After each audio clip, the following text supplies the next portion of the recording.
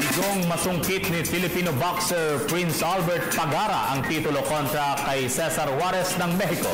Sa laban na ginanap sa San Mateo Event Center sa San Mateo, California, nasira ang malinis sa record ni Pagara matapos ang sunod-sunod na body attack na ginawa ni Juarez na siyang naging dahilan para maiuwi nito ang panalo laban sa 22 taong gulang na si Pagara.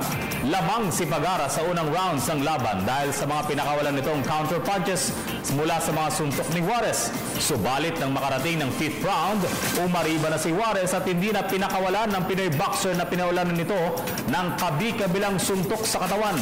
Matatandaan na nahirapan din si Nonito Donaire na makuha ang World Boxing Organization title mula sa 24 anyos na Mexican boxer sa kanilang laban noong Disyembre na nakarang taon. Samantala, sa parehas na event, tinalo naman ng nakakatandang kapatid ni Albert na si Jason Pagara ang kalaban nitong si Abraham Alvarez matapos niyang tamaan sa baba sa huling 55 segundo ng round 3.